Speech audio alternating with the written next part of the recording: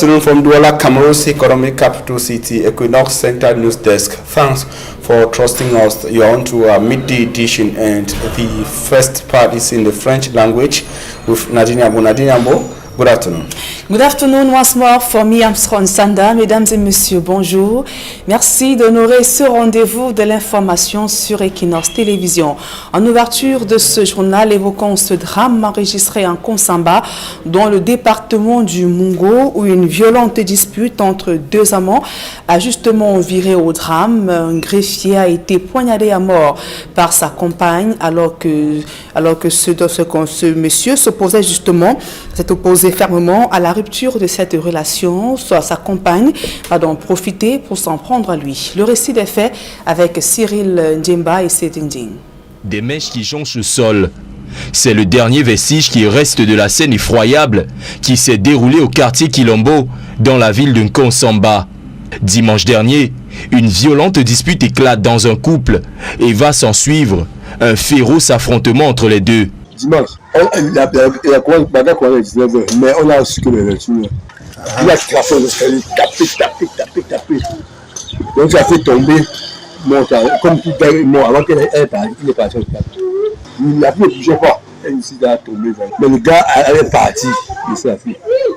Une bagarre de couple qui finira par faire une victime. En l'occurrence, le dénommé Nanga François, âgé de 32 ans, est greffier auprès du tribunal de première instance de Nkonsamba. Son bourreau, Clarisse Tega, 27 ans, épouse d'un militaire en service au bataillon d'intervention rapide. Les deux amants entretenaient depuis quelque temps une relation à laquelle la jeune dame a voulu mettre un terme. Une nouvelle qui ne sera pas du goût du jeune greffier. S'en suivra une altercation. Au niveau de chez moi en haut, là, la petite allée qui va comme ça, là, c'est là qu'ils ont commencé à bagarrer. Il a tapé, il est rentré. Quand il rentre donc, il prend les marches d'escalier, il arrive à la maison. Quand il arrive donc à la maison, il semble que c'est à ce moment qu'il se rend compte qu'il saigne. Je suis comment il fait, comme un homme veut pleurer quoi. Il ressort, il dit donc je vais la moto, je pars à l'hôpital. Il semble qu'ils se sont échangés des coups. Semblerait-il que la fille avait caché le couteau sur elle. C'est là où elle lui a donné. Et puis quand le sang est chaud, il saigne, il ne se rend pas compte. Des coups de poignard qui conduiront le jeune homme aux urgences de l'hôpital régional de Nkonsamba, où il rendra l'âme 2 jours plus tard. Son amante, quant à elle, se trouve encore en soins intensifs, au sein de la même formation hospitalière, dans un état critique.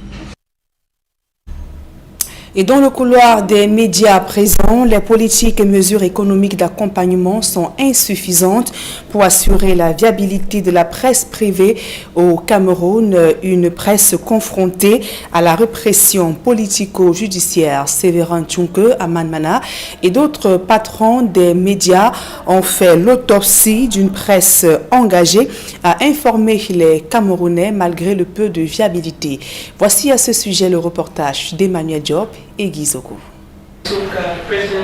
Dans un contexte de morosité de la presse au Cameroun, le Conseil national de la communication n'a pas évité de mettre les pieds dans le plat en organisant un déjeuner de presse à Yaoundé avec les patrons de presse sous le thème « La viabilité économique des médias au Cameroun ». Parmi les intervenants, le président directeur général d'Equinox Télévision, Séverin Tchunke, qui a dressé les caractéristiques d'une entreprise de presse. L'entreprise de presse doit d'abord s'établir en tant que telle dans son marché. Et si nous venons sur un marché, nous devons savoir quelles sont les conditions qu'exige notre présence sur ce marché-là. L'une des conditions fondamentales, c'est d'abord la confiance. Et cette confiance, aujourd'hui, est un peu et plus ou moins étiolée par le fonctionnement des institutions qui doivent réguler notre secteur. Insistant sur les pesanteurs qui impactent le fonctionnement de la presse au Cameroun, il a mis en exergue sa fragilité.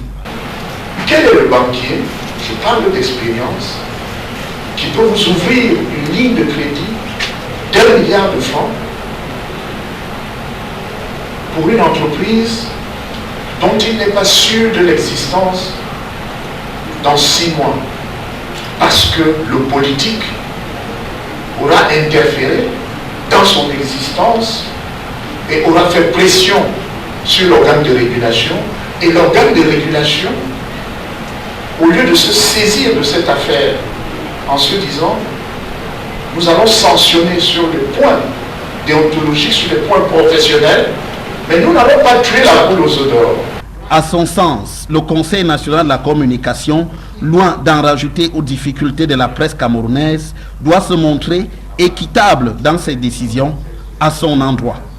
Oui, à l'organe de régulation, mais seulement l'organe de régulation doit faire attention dans les décisions, qu'elle rend, parce que ces décisions-là peuvent fragiliser l'ensemble de la corporation.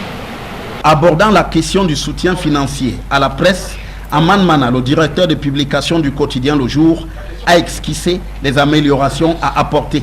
1. Il faut de la sélection. 2. Il faudrait axer ce qu'on appelle l'aide, le financement public des médias privés. Il faudrait l'axer sur la règle des 3 tiers. Le premier tiers, c'est la formation. Le deuxième tiers, c'est l'équipement. Et le troisième, c'est le fonctionnement. En fin de compte, Peter Essoka, le président du Conseil national de la communication, a dit prendre bonne note de toutes les propositions formulées lors de cette journée de réflexion. Nous avons entendu tout ce qu'on a dit. Et on a parlé de l'entreprise de presse. Est-ce qu'on a des entreprises de presse dans notre pays? Il faut qu'on soit sérieux pour nous organiser, pour que toutes les propositions qu'on a faites aujourd'hui, on va les transférer aux autorités et on va voir ce qu'on va faire. Il reste que le mal-être de la presse camerounaise continue de s'aggraver au fil des ans. Et dans la région de l'Ouest Cameroun, un litige foncier divise toute une famille. Un bâtiment a été démoli après un acte de vente contesté. Le bâtiment en question est un héritage familial selon le plaignant. Et comment une telle acquisition a pu se faire sans l'accord de tous les ayants droit? Élément de réponse avec le Claire Sakem.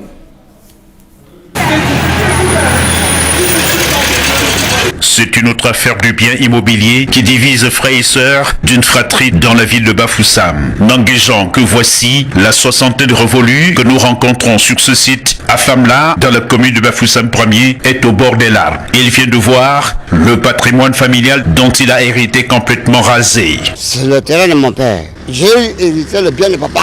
Je demande à tous ceux qui veulent me nuire, que je ne suis pas capable, que je n'ai pas un petit paysan, d'où je peux manger.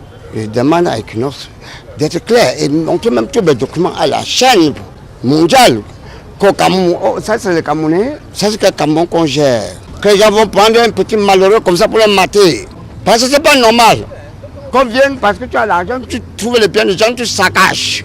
La sœur cadette est accusée par son frère plaignant d'avoir usé des manœuvres peu orthodoxes pour spolier et vendre les biens dont il est propriétaire, comme atteste cette documentation. Un immeuble bâti sur une superficie de 380 mètres carrés en plein cœur de la ville de Bafoussam. Je ne connais pas la personne. Ou les noirs ou les rouges, je ne connais pas la personne qui détient ma maison, qui a signé à vendre. Mais c'était ma sœur. Est-ce que j'ai fait un assise avec elle pour qu'elle vende? Jamais je n'ai pas signé une procuration. Quand ce n'est pas une procuration, ça cadre ici. Il faut réaliser la procuration. Donc je veux signer une déclaration devant les gens que je connais la personne, il est noir ou rouge. La démolition du bâtiment s'est déroulée en fin de semaine dernière sous le regard du voisinage stupéfait par ce acte. Vendredi matin, nous nous sommes levés dès bonne heure le matin. Il y avait les engins de la route barricadés. Ils étaient là en train de détruire la concession de ce papa. Vraiment, compte tenu et que moi-même que je sais que l'affaire était en justice et que ce papa avait obtenu la grosse et que jusqu'à présent il continue toujours à payer le certificat de propriété. Vraiment, on se rend plutôt compte qu'il y a eu un acheteur, vraiment. Nos tentatives d'entrer en contact avec la mise en cause ont toutes été vaines. Renew your bundle before it expires on #111 *0# and receive the double. Renouvelez votre forfait avant son expiration au pièce 111. Votre appel va être renvoyé vers la messagerie vocale. Your call is being forwarded to voicemail. Nanguéjan, désormais sans domicile fixe, erre dans les rues de Bafoussam, dans l'espoir d'une rédemption qui viendra d'où, on ne sait. Les images de ces échauffourées survenues lundi dernier au Parlement panafricain en Afrique du Sud, des députés africains sont venus aux mains se disputant l'une de l'élection des instances dirigeantes. Alors que tout avait pourtant bien commencé pour l'élection du président et des 4 vice-présidents, un désaccord est survenu notamment au niveau de la rotation régionale des postes et ça n'est suivi des invectives et même des bagarres.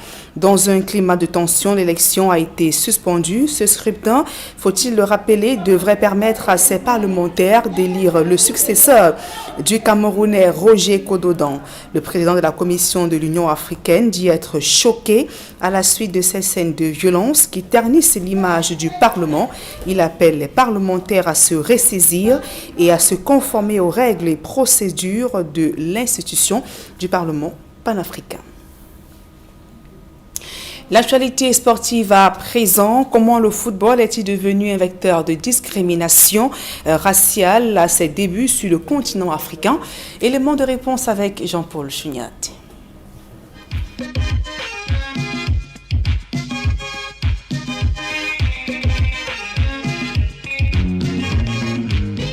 Si la machine a remonté le temps situé en 1860, la présence du premier ballon rond déposé sur le continent par des missionnaires et colons britanniques. Un spécialiste de l'histoire du football, le professeur Pierre Allegui, précise à 1862 les premières rencontres de football en Afrique du Sud, des matchs livrés dans la ville du Cap entre les Britanniques de souche et des Blancs nés sur place. Aussi poursuit l'enseignant de l'Université du Michigan aux États-Unis. C'est du pays de Nelson Mandela que le ballon de foot a fait d'interminables rebonds pour tomber dans toutes les autres colonies anglaises jusqu'en 1870. Le Zimbabwe, l'Ouganda, le Nigeria ou encore la Gold Coast, l'actuel Ghana. Et justement à propos, le journaliste zambien Denis Liwewe abonde dans le même sens, affirmant que le père importateur du football en Rhodésie du Nord, l'actuelle Zambie, c'est le pasteur de la London Missionary Society et explorateur écossais, David Livingstone, pays où il mourut même le 1er mai 1873. Le docteur Livingstone est le précurseur du football en Zambie. Il se dit qu'à son arrivée, parmi ses effets, il y avait d'abord une Bible, sa boîte à pharmacie et enfin un ballon de football.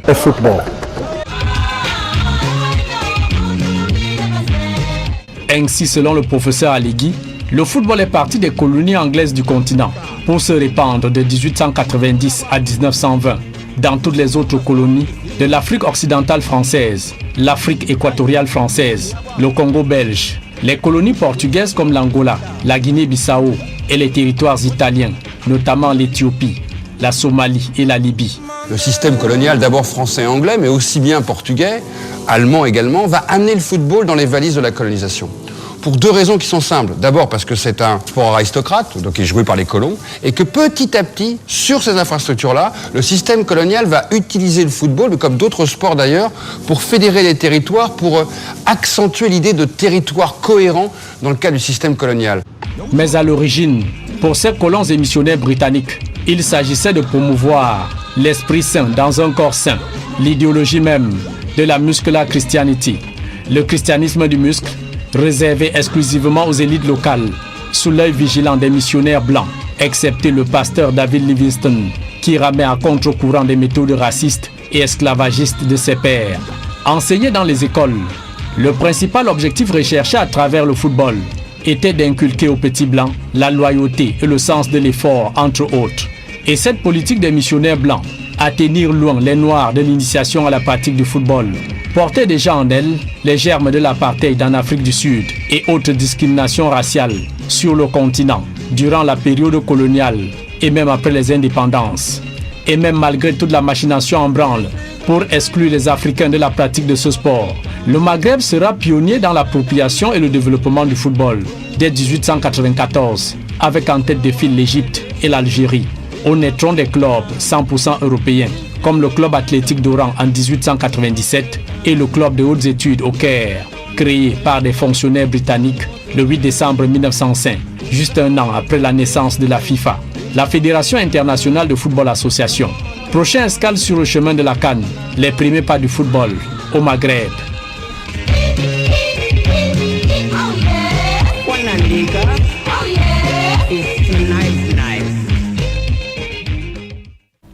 À présent, la deuxième partie de ce journal en langue anglaise avec vous, Formi Armstrong-Sander. Thanks, Nadine Yambo. Ladies and gentlemen, thank you for joining us in the second segment of information. We take you to the Northwest region where not even a second or a single secondary school is functioning in 11 out of the 34 subdivisions making up the Northwest region.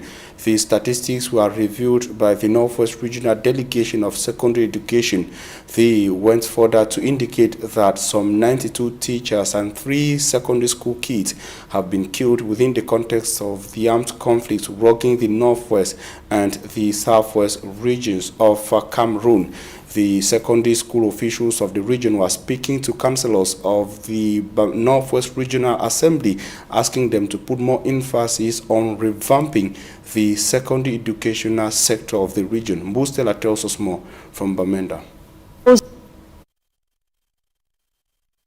Loopholes in the educational and judicial systems, particular to English-speaking Cameroonians, from the basis of the current armed conflict. Secondary education statistics 5 years into the now armed conflict have been described as shocking. Between 2016 and June 1st, 2021, when the report was presented by Ngwang Roland, Regional Delegate for Secondary Education for the Northwest, 340 students and 254 teachers were kidnapped. 3 students and 92 teachers died as a direct consequence of the crisis. Currently, 11 out of the 34 subdivisions of the Northwest region have no functioning schools operational. This means over 120,000 children are out of school, with a large majority stranded in their communities. Humbly accepting that the crisis has touched all the nooks and crannies of this region, I wish to say that the education sector has been hardest hit. So I wish to appeal that before being what we are, the wonderful citizens of this nation and this region that we are, we are first and foremost parents. So I'm appealing that anything that touches on these our kids, let's be sensitive about it. Let's be passionate. I wish to appeal that when the means shall be provided, sir, to this wonderful assembly, and you are locating the resources which would surely not be very much, not be enough. That when it comes to the budget, you should kindly see to it that all the afflictions that we named here, the efforts that we made so far, a boost should come from this august assembly. The Regional Assembly says they are setting aside 305 million francs CFA for the construction and equipping of 7 laboratories and workshops in technical schools in the 7 divisions of the Northwest region, the rehabilitation of destroyed classrooms and all vocational centers vandalized in the Northwest region, through the intensive direct labor approach. This money will also be used to carry out feasibility studies for the rehabilitation of destroyed schools and the creation of a regional vocational training center. The Northwest Regional Assembly and the House of Chiefs inclusive is expected to be an institution in its real meaning and not an event that was discussed to be organized at a major national dialogue, and it is only happening now. For at the end of their mandate, they will be judged by the reforms they brought and not how much they tried or how far they went in making life better in the Northwest region. And members of the Northwest Regional Assembly yesterday voted a budget of 3 billion francs CFA to run the institution for 2021. The members are currently meeting in Bamenda on the decision on the standing orders of the House of Regional Councillors of the Northwest region. We shall be coming back to that. Meantime, in the Southwest region, Governor Bernard Okalia Bilai used the gospel according to Matthew chapter 5, asking councillors of the Southwest Regional Assembly to not walk away from the guidance, that is the directives of the draft budget. It should be recalled that members of the Southwest Regional Assembly voted close to 3 billion billion francs CFA to run the institution for 2021.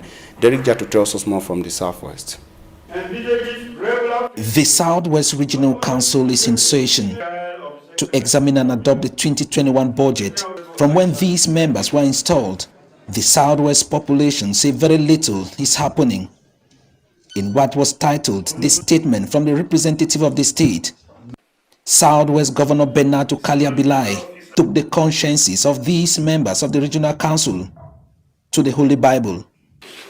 As a biblical passage from the Gospel according to Matthew chapter 5 verses 13 teaches us on this aspect.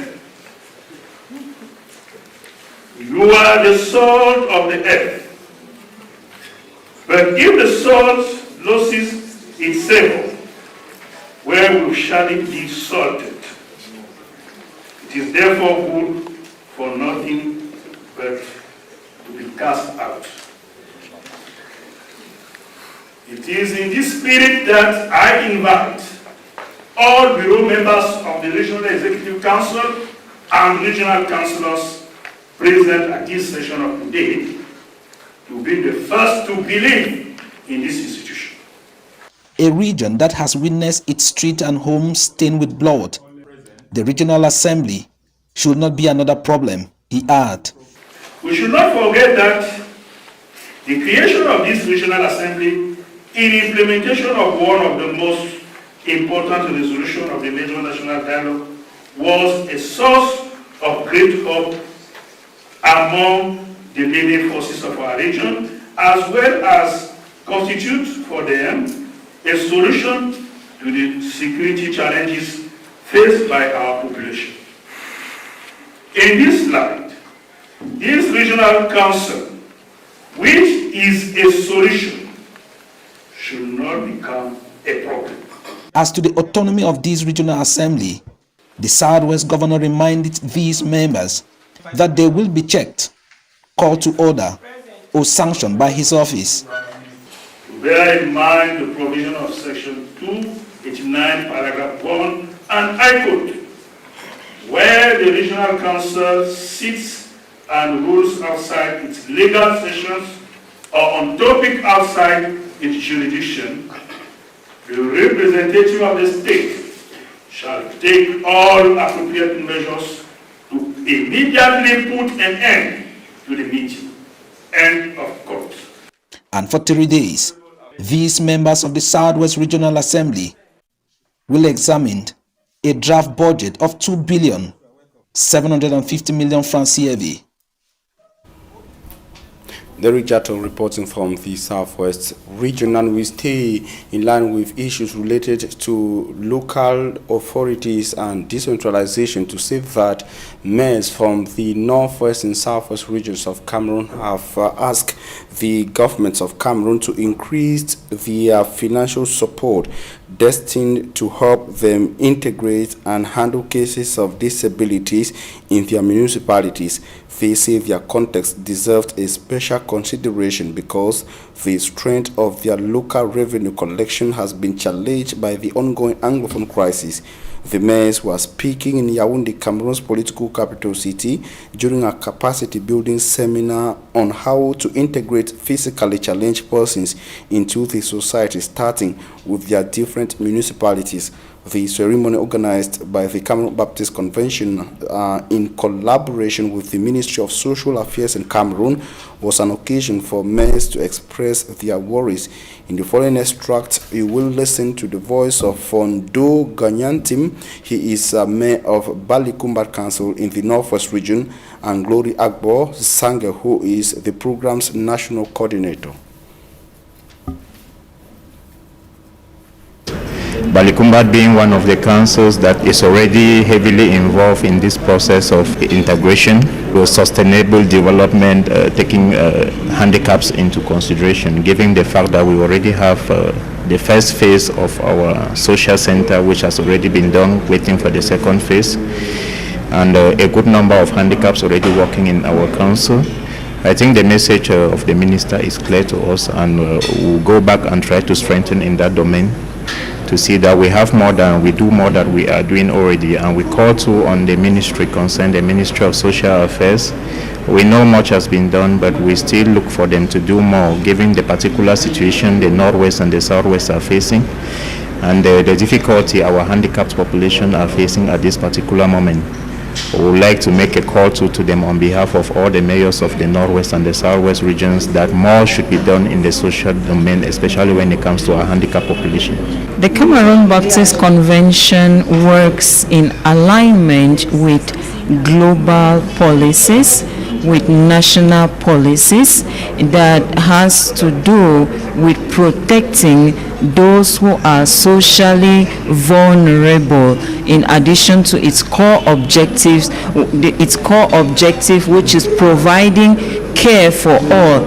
And so, in accordance with the agenda for the Sustainable Development Goal, which is leave no one behind, persons with disabilities, according to the Constitution of Cameroon, they are persons who have rights on equal basis like persons without disabilities. And that is why we have brought together all the stakeholders that you see here today, from the various councils, the mayors, those from the social action centers, to be able to practically train them on how to actually include persons with disabilities. A chieftaincy dispute is tearing villagers of Bongala, a village in the Bojongo Court area of Boya subdivision, Fako division of the Southwest region of Cameroon. Villagers see the decision putting a traditional ruler after the death of the main traditional ruler of the area, that is Chief Ngumba, recently wasn't the right one. They wrote a letter to Cameroon's Minister of Territorial Administration, Paula Tanganji, asking that the decision be reviewed. This was the object of a meeting that grouped sons and daughters of the village recently. Our correspondent in Limbe, Davidson Mamu, has the rest of the story. Since the demise of Chief Ngumba Williams of Mbongala village in Bojongo Court area on the 4th of October 2019, the people of this village, situated at the foot of Mount Cameroon with a beautiful view of the Atlantic Ocean, are yet to have peace. The village is in turmoil as chieftaincy crises continue to tear them apart, despite having a new chief. In a crisis meeting ordered by Minat and chaired by the divisional officer of Boya subdivision, tension from two camps pushed the DO to order the press not to take any images. Nonetheless, in an interview with the press after the meeting, the DO called for calm, promising to look into all points raised by both camps. I've listened to the submission and all of that, and now we need verification. Now it is, if there were error, the error will be corrected. If there were not error, then we can just maintain this. The son of the late chief, Ngumba Ferdinand, whose document to Minat activated administration to revisit the chieftaincy saga, says the administration was misled. The administration was actually misled by a group of grandchildren because of the issue of land. My great-grandfather was chief in this village.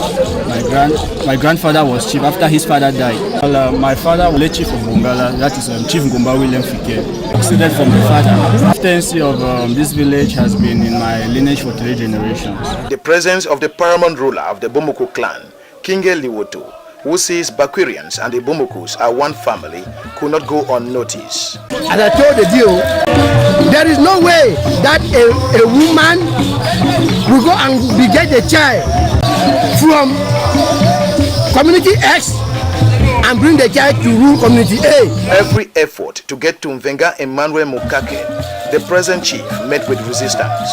What transpired on the 25th of August, that is a shame to the Bakwiri people, because a grandchild, you cannot contest chieftaincy in your mother's village. While the administration is yet to react, note should be taken that Prince Ngumba Ferdinand, son of the late chief, petitioned the eligibility of the present chief at the level of Minat on grounds that there is high level of conspiracy. Thank the Minister of Territorial Administration and the whole administration for looking back into this matter. And that report brings us to the end of this edition of the Bilingual Newscast on Equinox Television. We thank you for your very keen attention. Nadine Ambwana will leave you, but we'll give you a rendezvous tomorrow at 7 a.m. God willing, Nadine. See you tomorrow at 7 a.m. Merci, Fomi Armstrong Sanda. Fin de ce journal, mesdames et messieurs. Merci pour votre aimable attention et passez l'agréable moment en compagnie de nos programmes qui se poursuivent.